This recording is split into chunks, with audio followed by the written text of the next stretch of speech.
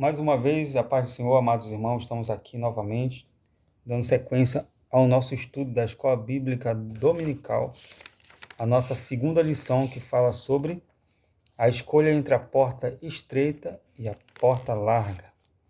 Estamos no ponto 3, que fala entrando pela porta e pelo caminho do céu. Tópico 1. Arrependimento de pecados. Por meio das palavras e do arauto divino, João Batista, a mensagem pregada por ele para entrar no reino de Deus é o arrependimento. Marque lá essa palavra arrependimento. Vou falar depois o que quer dizer arrependimento. João é uma voz que ecoa entre a antiga e a nova aliança, confirmando as palavras dos profetas do Antigo Testamento, pois sua mensagem de arrependimento era a mesma pregada por Isaías e Jeremias. Por essa razão, é importante ponderar que o arrependimento bíblico não é uma questão meramente emocional, mas uma disposição para mudar de ideia e um exercício que envolve o aspecto mental e moral do pecador. Por meio da pregação e da aceitação do Evangelho mediante a ação regeneradora do Espírito Santo, o pecador renuncia ao pecado, reorienta a vida e firma uma resolução de deixar o caminho espaçoso para tomar o caminho que conduz para a vida eterna, que é o caminho estreito que a gente está tanto batendo nessa tecla, nessa lição aqui. Olha o que ele fala, arrependimento de pecados. Quando ele fala a palavra arrependimento, é mudança de atitude, mudança de direção. Um exemplo bem claro, é eu tentando fazer o mal, eu querendo fazer o mal, eu resoluto em querer praticar o mal, praticar um pecado, praticar um ato danoso a alguém ou a algo, e eu acabar tomando a decisão de não fazer aquilo. Então, é uma mudança de direção, uma mudança de sentido. Eu acabo querendo fazer o mal e agora eu não quero mais. Ou seja, eu estou me arrependendo de fazer aquilo que eu já estava determinado a fazer. Eu mudo de direção, eu mudo de sentido. Eu costumo seguir o exemplo e falar sobre o apóstolo Paulo, quando ele estava seguindo o caminho para Damasco, na qual ele ia perseguir a igreja e prender, e, enfim, fazer o que fosse com a igreja de Cristo.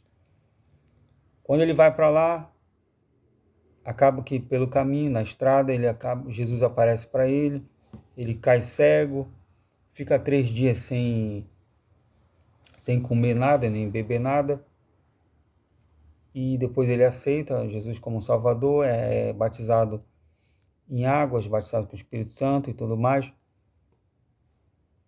Aí ele mudou de atitude. Ele foi determinado a prender todos aqueles que estavam ali, pregando a Cristo. Mas quando ele teve um encontro com Cristo na estrada lá, que ia para Damasco, essa atitude e essa mudança de direção aconteceu na vida dele. Ele ia com a intenção de praticar o mal. E rapidamente, essa intenção de fazer o mal se transformou na intenção de fazer o bem. E depois de Cristo, ele foi o maior ganhador de almas. Ele foi o maior instrumento usado nesta terra aí. Por isso que às vezes ele se intitulava, e lá na palavra de Deus fala sobre isso. Ele diz, sede meus imitadores, assim como eu sou de Cristo. Porque ele podia bater no peito e dizer, olha, eu segui fielmente o exemplo de Cristo. Se vocês não conseguirem seguir o exemplo de Cristo, fazer o que Cristo fez, imitem a mim. Por quê? Eu estou imitando a Cristo, eu estou fazendo a vontade dele. Então, quando a gente lê aqui, o arrependimento, a mensagem pregada por ele para entrar no reino de Deus é o arrependimento. E aí vem a parte que eu falei num vídeo anterior, sobre que eu ia falar algumas coisas. O arrependimento é uma das coisas, é um dos temas que dificilmente é pregado hoje em dia nos púlpitos. Dificilmente é pregado por pregadores e mensageiros e pregoeiros da palavra, pastores. dificilmente ensinam isso em escola dominical, culto de doutrina. É um tema, é um assunto que deveria ser pregado. É um assunto que deveria ser dito, deveria ser explanado e muito bem ensinado, que a palavra de arrependimento, a palavra da cruz, a mensagem da cruz, como diz um Indapa cristã, ela tem que ser pregada. Foi isso que foi pregado. Arrependei-vos e sejam apagados os seus pecados. Quando os discípulos são batizados com o Espírito Santo lá em Atos 2, vamos abrir lá Atos 2, eles falam sobre isso. Pedro fala, todos eles estão ali ouvindo a mensagem e diz assim: as primeiras conversões, capítulo 2, versículo 37, ouvindo eles isto, compugnaram em seu coração e perguntaram a Pedro e aos demais apóstolos que faremos, varões e irmãos? Eles perguntaram, e agora o que será de nós? Depois da mensagem que Pedro deu através do Espírito Santo e falou sobre Jesus, falou o que fizeram com Jesus, e eles perguntam, e agora? O que é que nós vamos fazer? O que será de nós? E Pedro responde, arrependei-vos, ou seja, mudem de direção, mudem de caminho, mudem de pensamento, e cada um de vós seja batizado em nome de Jesus Cristo, para quê? Para perdão dos pecados e recebereis o dom do Espírito Santo. Simples. Pedro não pregou, olha, vocês joguem o dinheiro de vocês aqui na fogueira santa, ou então façam campanhas, ou plantem bananeira, façam qualquer tipo de coisa para que vocês obtenham a salvação e o perdão dos pecados. Não, arrependei-vos, é com você, é comigo. Eu tenho que me arrepender do mal. Eu tenho que me arrepender todo dia do mal que eu estou querendo praticar, ou que eu estou praticando. É todo dia. Infelizmente, hoje só falam sobre arrependimento, só falam sobre pecado, às vezes, no dia de Santa Ceia, que às vezes o pastor, o pregador ali, ou a pessoa que está fazendo a cerimônia de Santa Ceia, infelizmente, é só nesse dia que se fala sobre pecado. É só nesse dia que se fala, você que está em pecado, vem aqui, nós vamos orar por você, como se o pastor, como se o pregador não pecasse, né? E os demais irmãos que vão lá na frente, coitadinho, vão lá, às vezes pressionado a algo que nem ele sabe se ele está pecando ou não. Mas às vezes vai por impulso, vai sem saber, porque também não estuda, não investiga, não lê a palavra de Deus, não busca orientação, não pede a ajuda do alto, e acaba sendo presa fácil de certos tipos de ditos pastores e pregadores aí no meio cristão. E, infelizmente, só se prega arrependimento e pecado nesse dia de Santa Ceia, e era para se pregar todo o tempo. Culto de rua, mesma coisa, tem que ser pregado o arrependimento. Arrependimento.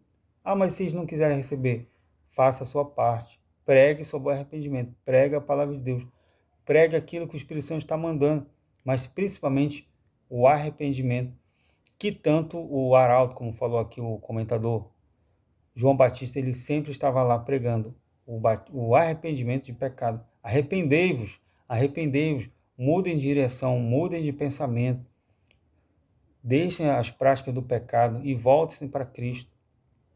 É essa mensagem que foi pregada por Isaías e por Jeremias em seu tempo também.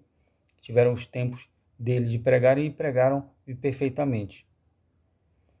Por meio da pregação e da aceitação do Evangelho mediante a ação regeneradora do Espírito Santo, então aí já vai ser o trabalho do Espírito Santo. Nós vamos pregar o arrependimento, as pessoas aceitarem a Cristo como Salvador. Elas aceitam a Jesus como Salvador.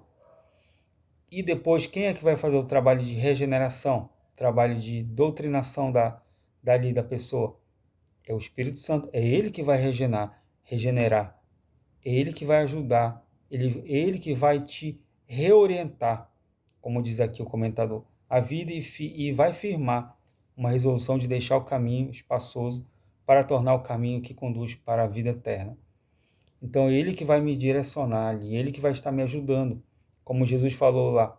Jesus falou, olha, eu vou para o Pai, mas vai ficar um outro Consolador que vai estar ajudando você, vai estar lembrando de tudo do que eu falei.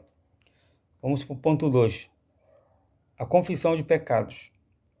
O ministério de João Batista foi impactante de modo que iam ter com ele toda a Judéia e província do Jordão. Mateus 3:5. Os que iam até João confessavam seus pecados para serem batizados.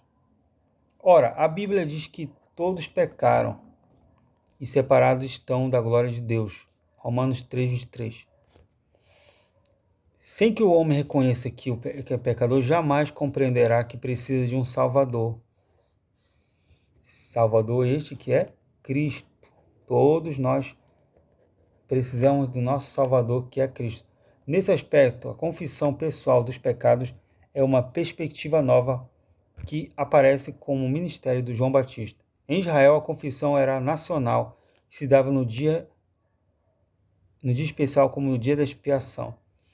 Por meio do modelo de vida de João Batista, a confissão dos pecados passou a se fazer parte da tradição cristã. Desse modo, a pessoa confessa os seus pecados e afirma que crê em Deus, poderoso e Salvador. Romanos 10, 9 e 10. Assim, quando o homem reconhece em confissão que é um pecador, ele recebe o perdão de seus pecados. Provérbios 28, 13. Vamos lá. Provérbios 28, 13. Provérbios 28, 13. Procura já na sua Bíblia aí. Bíblia na mão, caneta e vamos para a lição. Provérbios 28, 13 diz assim. Lá no finalzinho já. Provérbios 28, 13 diz: o que encobre as suas transgressões nunca prosperará, mas o que confessa e deixa alcançará misericórdia. Então é isso que o João Batista tanto pregava lá. Ele expunha ali a palavra de Deus, ele falava de pecados, as pessoas vinham ali e se arrependiam, as pessoas confessavam seus pecados e elas faziam isso, elas deixavam e alcançavam a misericórdia de Deus. E, consequentemente, eles eram batizados ali em águas por João o Batista, ou João o Batizador. Então é necessário confessar os pecados. Aquele que aceita Cristo, é necessário confessar se está pecando, confesse seu pecado. Confesse, se não quer confessar para o homem, confesse para Deus. Mas aquele que estiver realmente necessitando desse Salvador, e todos nós necessitamos do Salvador que é Cristo, é necessário se entregar a Ele, reconhecer que é pecador, reconhecer que está precisando do perdão dele, e só Ele que pode perdoar. Eu posso te perdoar? Posso, mas o perdão de pecados, o perdão para levar para a vida eterna, é só Ele que pode dar, é só Ele que pode estabelecer para mim e para você. Vamos ao ponto 3, produzindo frutos de arrependimento. Para João Batista, o batismo e a confissão somente não seriam as provas verdadeiras de mudança de vida. Era preciso apresentar frutos na vida como a marca de um arrependimento sincero. Em Lucas podemos contemplar frutos concretos que João Batista esperava de quem se arrependesse: honestidade, misericórdia, respeito às autoridades, dentre outros. Está lá em Lucas capítulo 3, de 1 a 14. Vamos abrir também. Lucas capítulo 3, versículos de 11 a 14. Diz assim: e a multidão interrogava, dizendo: que faremos, pois? Interrogaram João Batista. No versículo 11, respondendo ele, disse-lhes: quem tiver 2 túnicas, que reparta com o que não tem. E quem tiver alimentos, que faça da mesma maneira. Chegaram também os publicanos para serem batizados e disseram: mestre, que devemos fazer? E ele lhes disse: não peçais mais do que aquilo que vos está ordenado. E uns soldados interrogaram dizendo: e nós que faremos? E ele lhes disse: a ninguém trateis mal, nem defraudeis, contentáveis com o vosso soldo. Soldo era o salário que eles tinham. ali, os soldados. Então era necessário, e é necessário que aquele que se arrepende, ele pratique boas obras, ele seja honesto, ele seja misericordioso, ou seja, eu me colocando no lugar do miserável, eu me colocando no lugar do meu próximo. É necessário que aquele que está aceitando a Cristo, que é aquele que está querendo um verdadeiro encontro com Cristo, é ele se arrepender de todo o seu mal, respeitar as autoridades, até aquelas autoridades que, infelizmente, nós em dia estão passando por um momento difícil. Aqui no Brasil, temos que ter respeito à autoridade, ainda que não gostemos da autoridade molusca, né?